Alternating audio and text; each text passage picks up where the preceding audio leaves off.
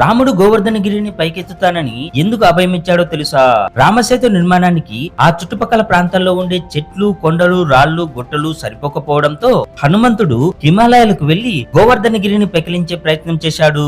కానీ హనుమంతుడు ఎంత ప్రయత్నించినా గోవర్ధనుడు అంగుళం కూడా కదలలేదు. శివకేశవులు తప్ప మరెవరు గోవర్ధనగిరిని పైకెత్తలేరని, అలాగే గోవర్ధనుడు అనుమతిస్తే ఎవరైనా గోవర్ధనుడిని సులభంగా పైకి ఎత్తవచ్చని బ్రహ్మ గోవర్ధనుడికి వరాన్ని ఇచ్చాడు.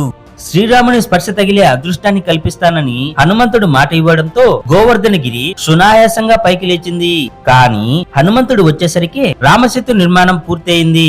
గోవర్ధనగిరిని విడిచిపెట్టలేక హనుమంతుడు శ్రీరాముడి దగ్గరకు వెళ్లి గోవర్ధనుడికి తాను మాట ఇచ్చిన సంగతిని వివరించాడు. ద్వాపర యుగంలో తాను శ్రీకృష్ణుడిగా జన్మించి గోవర్ధనగిరిని చిటికెన వేలుతో పైకి ఎత్తి ఉద్ధరిస్తానని చెప్పడంతో హనుమంతుడు అదే విషయాన్ని గోవర్ధనుడికి చెప్పి గోవర్ధనుడిని మధుర మండలంలోనే ఉండమన్నాడు.